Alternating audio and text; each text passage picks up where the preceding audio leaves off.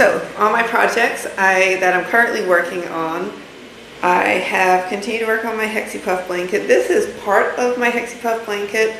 It's the second section of it. I don't like the quilt ties. I don't like how it pulls apart and how it's hanging. The majority of it is hanging on my bed frame upstairs right now. So even though it's super tedious, I decided that I would see what it looked like if I sewed some of the puffs together. And I really like how cohesive that looks.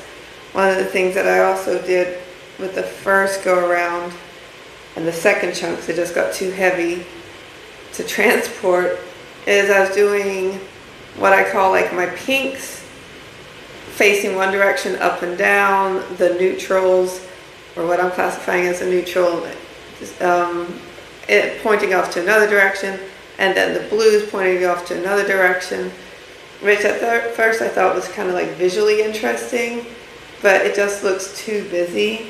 So as I've been sewing them together, I've been going for sewing them all in the same direction with the cast on, cast off edge.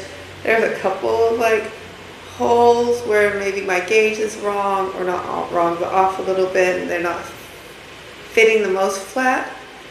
But all in all, I do like this more this way, so I'm going to continue to keep slowly taking these apart, putting them on here. I'm planning on getting it sewn at least as wide as I want it first, and then I'm also thinking about making some half hexies to make it to square it off, and then I'll know like this is my for sure front top. Anyway, so my Hexie Puff blanket is ongoing, has been ongoing for forever. I'm also working on a lace skirt, which doesn't look like too much of anything right now. It is from GGH, a magazine that I bought when I was in college, probably in 2006 era.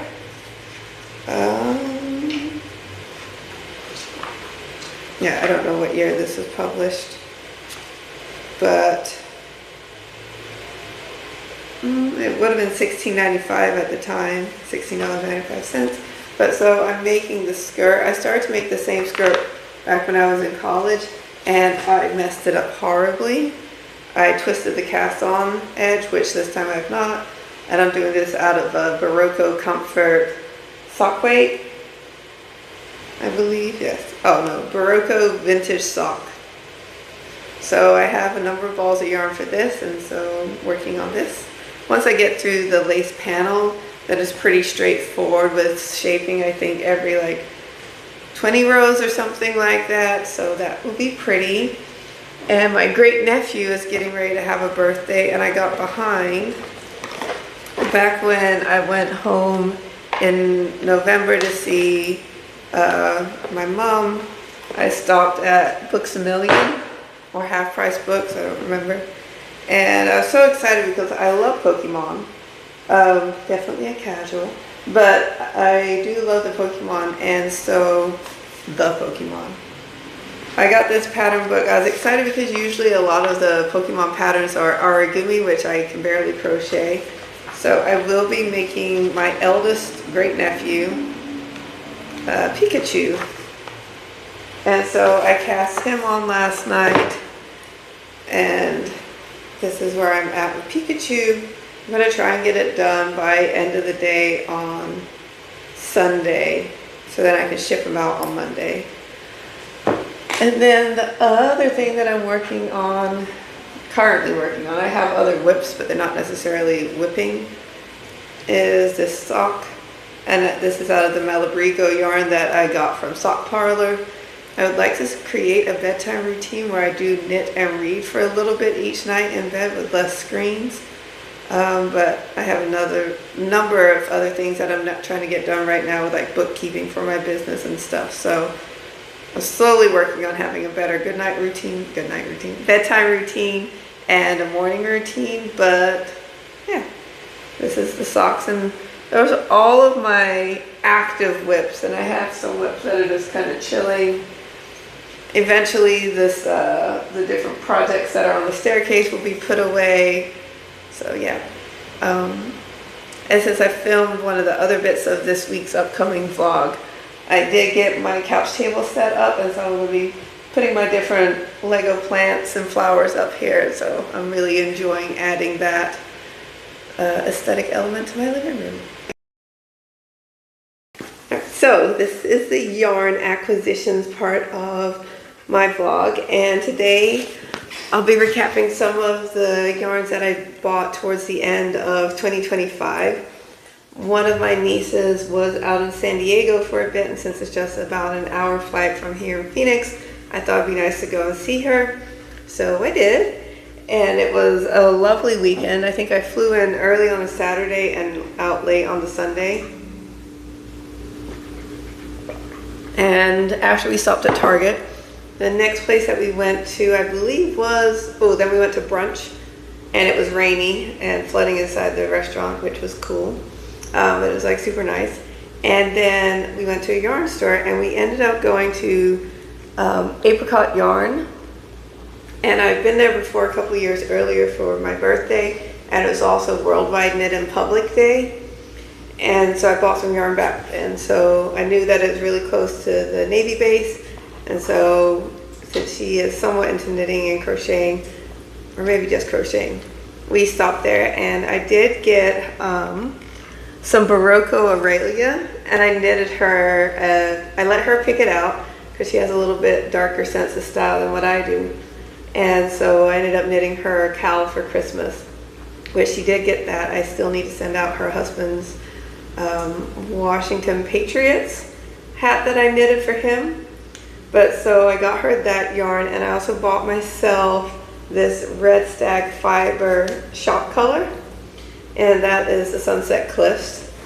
And so nice gray and blue color.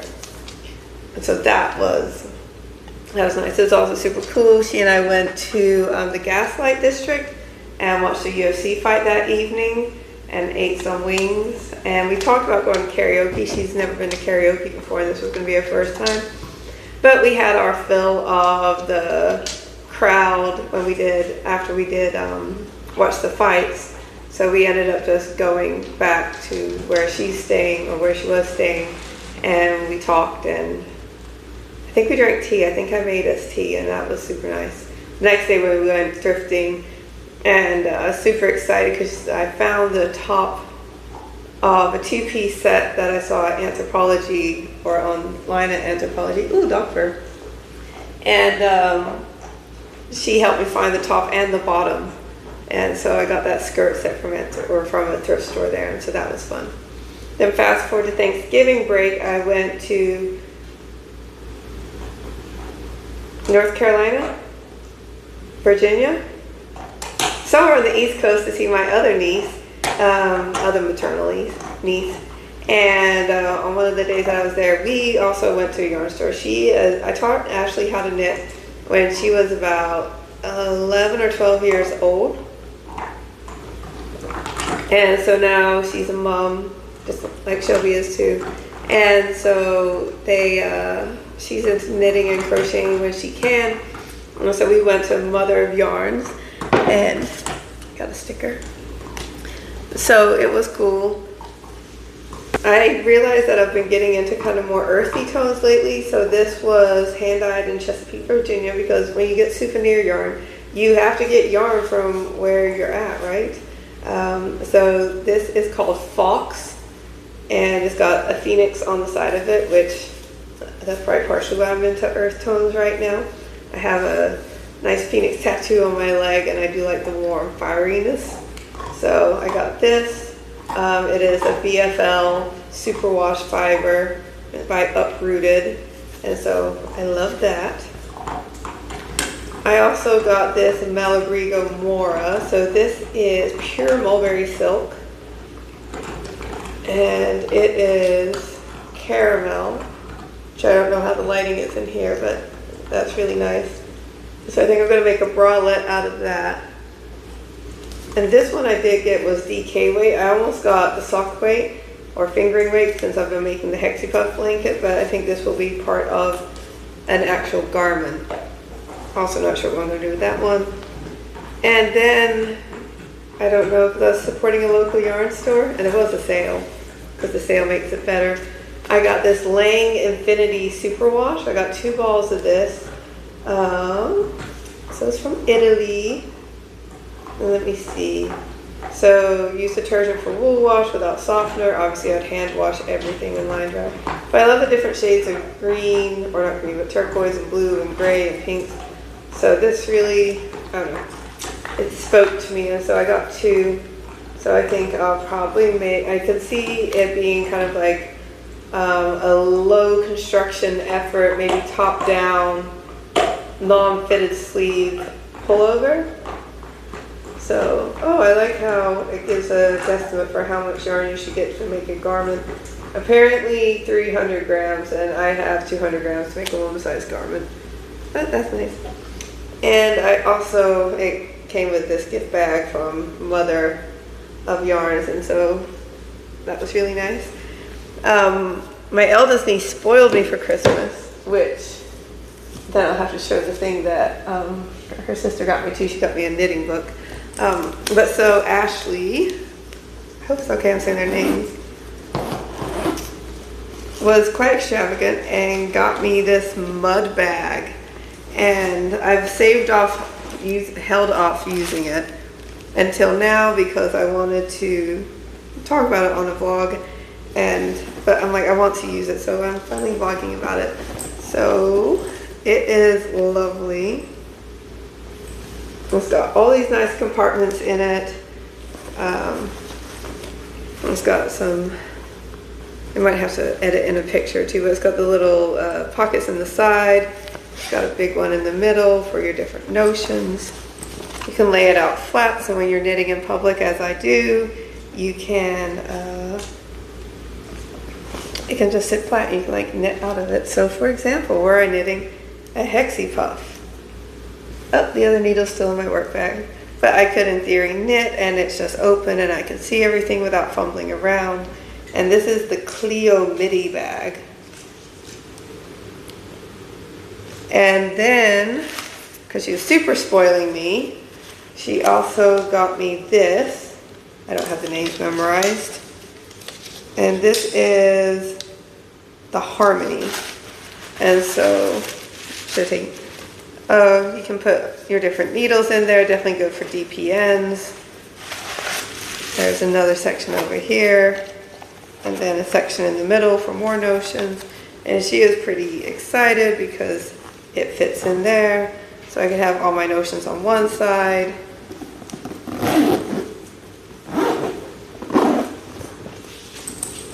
And voila. So that is super nice, and I feel super spoiled by her. And yeah, so that is where I'm at for some acquisitions for this week. There are more, but I figure I should maybe spread it out a little bit. So yeah, acquisitions and a dog. The final section on today's vlog will be about recent events. So knitting and also athletic related. And I wasn't going to push my hair back behind my ear. It makes my ears stick out super big, so I try not to do that. So 2 weekends ago, I participated in my first duathalon that I've done in a number of years. I did the Try for the Cure up in Anthem, Arizona, and it was super fun. I trained well for it except for the brick run. So it was a 3.1 mile run followed by a 13-mile bike ride, which I thought was going to be a 12-mile bike ride, which definitely did not help with my timing. And then it concluded with like a 1.2 mile run. The 1.2 mile run was so hard.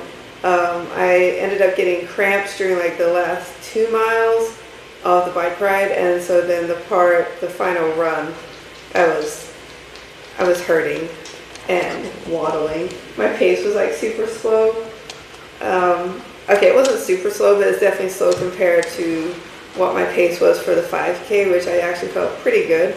There are even some hills, not true hills, but park hills, which in Arizona, a hill is a hill. And so I had sounds super Suffolk there. I had not completed any elevation training in preparation, and so that really, it was not a good showing for the final 1.2 mile run, but I got that done. It was a super supportive and nice environment. There's also a sprint duathalon. No, I did the sprint duathalon. There's also a super sprint duathalon. The year of COVID, 2020, I had signed up to do the sprint duathlon or maybe the super sprint duathlon that year also. And we ended up doing like packet pickup, but then the race just never happened. And I don't know if we ever got any deferment credits or if that was just done. But so I did the Try for the Cure. I was happy to get that done. And I did that partially in preparation for Jiu-Jitsu World League, which happened last weekend. But I'll talk about that a little bit in my next vlog. Then I also went to Tempe Yarn and Fiber, which is my most local yarn store. There are a number of local yarn stores here, some that I still need to get to. And so they had their 20th anniversary sale. They had some special yarns for the occasion. I got a certain colorway, which I'll post a picture of that. And so that was cool.